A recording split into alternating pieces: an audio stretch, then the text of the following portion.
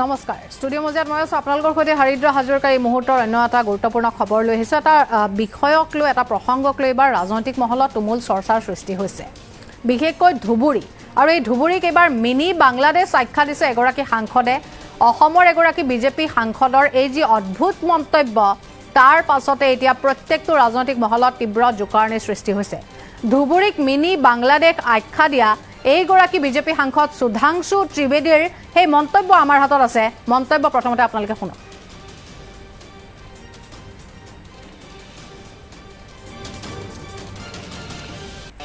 আমি মন্তব্য আপোনালোকক শুনাম অসমক লৈ বিজেপি সাংসদৰ এবাৰ ভয়ংকৰ মন্তব্য সংসদতে ধুবুৰীক এবাৰ মিনি বাংলাদেশ আখ্যা দিলে সাংসদ সুধাংশু ত্ৰিবেদীয়ে ভুৱা ভোটাৰ আৰু এনআৰসি সন্দৰ্ভত এই মন্তব্য আগবঢ়া সাংসদজনে আৰু তাৰ পাছতে ৰাজনৈতিক মহলত এতিয়া তুমুল চৰ্চা বিৰোধীয়ে কিয় এনআৰসিত সন্মতি নিদিয়ে বুলি এবাৰ প্ৰশ্ন উত্থাপন কৰা হৈছে বিগত লোকসভা নিৰ্বাচনত ৰকিবুল হুছেইনৰ বৃহৎ জয়ৰ প্ৰসংগও তেওঁ উল্লেখ কৰে সদনত বিজেপি সাংসদজনৰ এই মন্তব্যক লৈ এতিয়া তীব্ৰ প্ৰতিক্ৰিয়াৰ সৃষ্টি হৈছে আমি পুনৰ উল্লেখ কৰিছো সুধাংশু ত্ৰিবেদীৰ এটা বিশেষ মন্তব্য আৰু তাৰ পাছতে অসমক লৈ বিজেপি সাংসদৰ এই যি বিস্ফোৰক মন্তব্য বৰ্তমান সময়ছোৱাত ৰাজনৈতিক মহল এতিয়া জোকাৰি গৈছে বিশেষ মন্তব্য সংসদতে ধুবুৰীক এবাৰ মিনি বাংলাদেশ আখ্যা দিলে সাংসদ সুধাংশু ত্ৰিবেদীয়ে ভুৱা ভোটাৰ আৰু এনআৰসি সন্দৰ্ভত এনেধৰণে মন্তব্য আগবঢ়ায় সাংসদজনে আৰু সংসদত এনেধৰণে মন্তব্য কৰাক লৈ এতিয়া বিভিন্ন প্ৰতিক্ৰিয়াৰ সৃষ্টি হৈছে বিৰোধীয়ে কিয় এনআৰসিত সন্মতি নিদিয়ে বুলিও তেওঁ প্ৰশ্ন উত্থাপন কৰিছে বিগত যি লোকসভা নিৰ্বাচন সেই নিৰ্বাচনত ৰকিবুল হুছেইনৰ যি জয় সেই জয় প্ৰসংগত তেওঁ কেতবোৰ প্ৰতিক্ৰিয়া ব্যক্ত কৰিছে আৰু বিশেষকৈ শেহতীয়াকৈ তেওঁ যি বিস্ফোৰক মন্তব্য কৰিলে ধুবুৰীক মিনি বাংলাদেশ আখ্যা দিলে তাৰ পাছতে বৰ্তমান বিভিন্ন আসলতে দল সংগঠন তেওঁলোকৰ প্ৰতিক্ৰিয়া দেখিবলৈ পোৱা গৈছে সামাজিক মাধ্যমত আৰু কেৱল ইমানে নহয় ভুৱা ভোটাৰ আৰু এনআৰসি সন্দৰ্ভতো সাংসদজনে মন্তব্য কৰিছে বিৰোধীয়ে কিয় এনআৰসিত সন্মতি নিদিয়ে বুলি তেওঁ প্ৰশ্ন উত্থাপন কৰিছে আৰু কেৱল ইমানে নহয় লোকসভা নিৰ্বাচনত ৰকিবুল হুছেইনক লৈও তেওঁ কেতবোৰ মন্তব্য কৰিছে যি ৰকিবুল হুছেইনে বৃহৎ জয় সাব্যস্ত কৰিবলৈ সক্ষম হৈছিলে সেই প্ৰসংগও এবাৰ টানি অনা দেখিবলৈ পোৱা গৈছে বিজেপি সাংসদজনৰ এই মন্তব্যক লৈ এতিয়া তীব্ৰ প্ৰতিক্ৰিয়া শুনিবলৈ পোৱা গৈছে বিশেষকৈ বিভিন্ন মহলত এতিয়া বিষয়টোক লৈ তুমুল চৰ্চা অসমক লৈ বিজেপি সাংসদৰ এই বিস্ফোৰক মন্তব্য আৰু ধুবুৰী অসমৰ কোনো অন্য ৰাজ্য নহয় বা অন্য এখন দেশত যেহেতু ধুবুৰী নপৰে অসম এখন ৰাজ্যৰ ভিতৰতে যেহেতু ধুবুৰী সংলগ্ন হৈ আছে তেনেস্থলত ধুবুৰীক মিনি আসলতে বাংলাদেশ আখ্যা দিয়া এই যি বিষয় সেই বিষয় কিন্তু কোনেও সহজভাৱে লোৱা নাই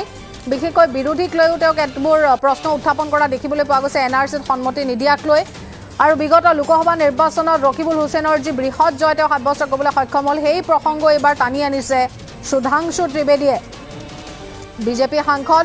সুধাংশু ত্ৰিবেদীৰ এই মন্তব্যক লৈ এতিয়া তীব্ৰ প্ৰতিক্ৰিয়াসমূহ আমি ইতিমধ্যে লাভ কৰিছোঁ লগতে তেওঁ যি মন্তব্য কৰিছিলে সেয়াও আপোনালোকক শুনুৱাই লৈছোঁ भाई जब आप कह रहे हैं कि वोटर्स को लेकर आपके मन में संदेह है तो एक बार एनआरसी करवा दीजिए दूध का दूध पानी का पानी मगर सभापति महोदय एनआरसी क्यों नहीं करानी है उसका कारण यह है कि पिछले चुनाव में सबसे बड़ी जीत कहां पे हुई है असम की धुबरी सीट पे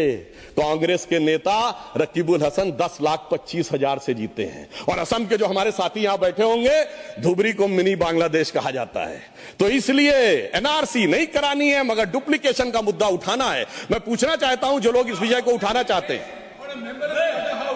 सर मैंने तो बोला ही नहीं मैंने तो सिर्फ ये तारीफ की वो जीते हैं I have just put up the facts and nothing personal I have said he has got the biggest sir हमने तो सिर्फ एक डाटा बताया है सुधांशु जी टेक योर सीट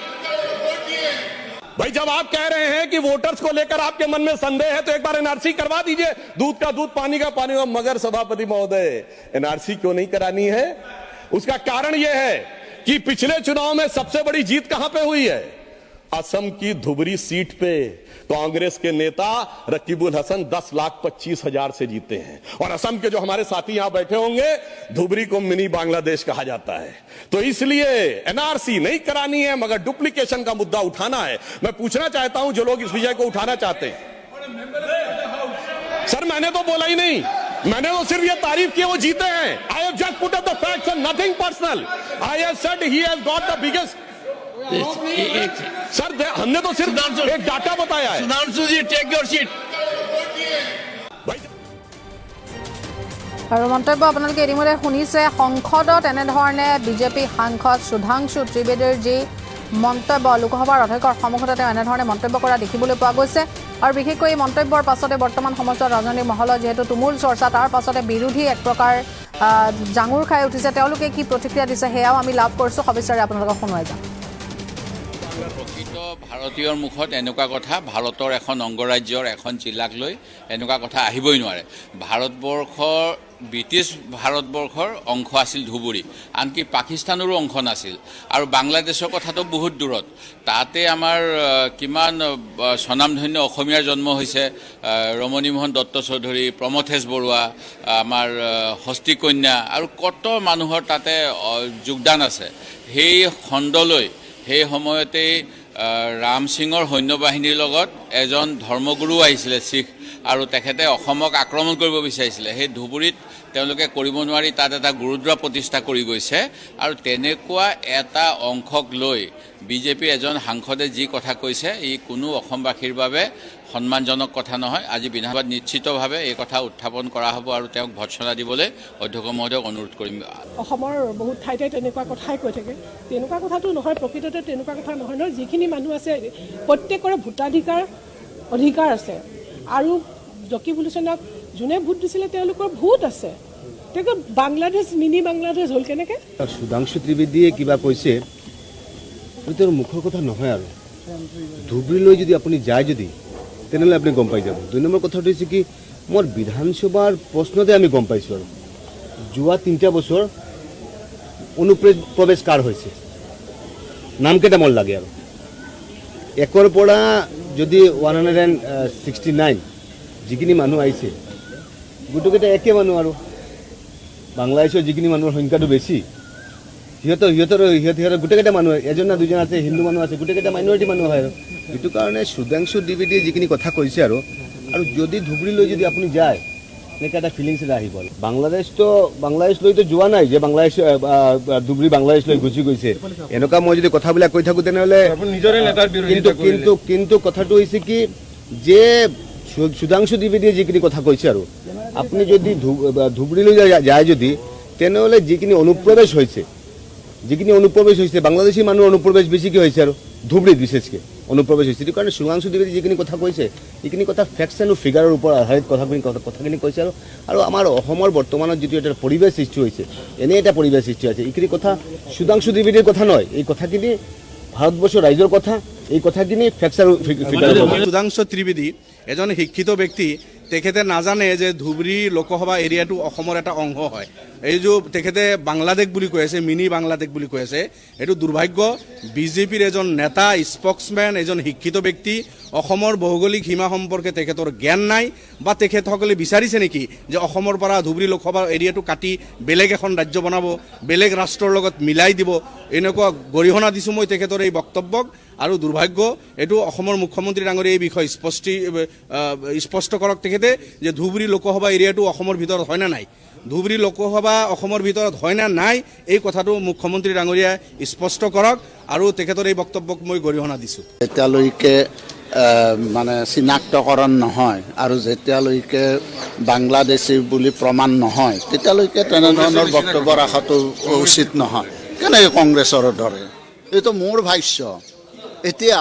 তাত যদি চিনাক্তকৰণ হ'লহেঁতেন যে এইখিনি বাংলাদেশী গোটেইবিলাক তেতিয়া এইখন মিনি বাংলাদেশ আৰু যদি চিনাক্তকৰণ হোৱা নাই যদি তাততো আৰু বাংলাদেশেই নহয় বহু আমাৰ ভাৰতীয় মানুহ তাত আছে গতিকে সেই কথাটো কোৱাটো উচিত নহয় এটা চিনাক্তকৰণ কৰাৰ দায়িত্বটো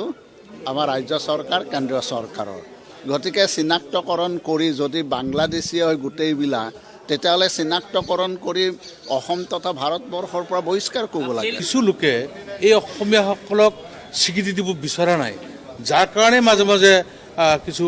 বিতৰ্কিত শব্দবিলাক আহে গতিকে ধুবুৰীটো আমাৰ অসমৰ ভিতৰত আৰু গোটেই অসমীয়াহে বাস কৰে ইয়াত বাংলাদেশী নাই এইবিলাক কথা সাম্প্ৰদায়িক কথা বতৰা কৈ এটা শ্ৰেণীক মানে উৎসাহিত কৰাৰ কাৰণে এইবিলাক বা ৰাজনৈতিক লাভৰ স্বাৰ্থত কোৱা হয় আচলতে গণতন্ত্ৰৰ এইটো এটা পৰিপন্থী গণতান্ত্ৰিক দেশ এখনক এইটো অশোভনীয় সংকেত এইটো গতিকে আমি আশা কৰিছোঁ সকলোৱে ধৰ্মনিৰপেক্ষতা অৱলম্বন কৰি সকলো জাতি জনগোষ্ঠীৰ মানুহক একেলগে ভাতৃত্বভাৱেৰে অসমখনক প্ৰগতিৰ দিশত আগবঢ়াই লৈ যোৱাৰ কাৰণে চেষ্টা কৰিব এই বিজেপিৰ সাংসদগৰাকীৰ ভাৰতবৰ্ষৰ মানচিত্ৰ সম্পৰ্কে তাৰ কোনো জ্ঞান নাই মই কওঁ ধুবুৰীখন ক'ত অৱস্থিত আৰু ধুবুৰীৰ ইতিহাস কি আছে ধুবুৰীত কোন কোন জাতি জনগোষ্ঠীয়ে বসবাস কৰে আৰু ধুবুৰীৰ পৰা অসমত যে অসমৰ মুখ্যমন্ত্ৰী হিচাপে শৰৎ চন্দ্ৰ সিংহ যে ইয়াত অসমৰ ৰাইজক সেৱা প্ৰদান কৰিছিলে এইখিনি কোনো এটা ধাৰণাই তাৰ হতবা নাই সেইকাৰণে মই ক'ব বিচাৰিছোঁ ধুবুৰীক মিনি বাংলাদেশ কৈ এইজন সাংসদে মানে মই এটা কথা ক'ম যে বিজেপি দলটোকৈ মানে বিপদত পেলাইছে আৰু মানে এনেকুৱা এটা ভাৱ কৰিছে যে য'ত মুছলমান মানুহ আছে আজিৰ দিনত সেই অঞ্চলবিলাক গোটেইখিনি অথবা বাংলাদেশৰ অঞ্চল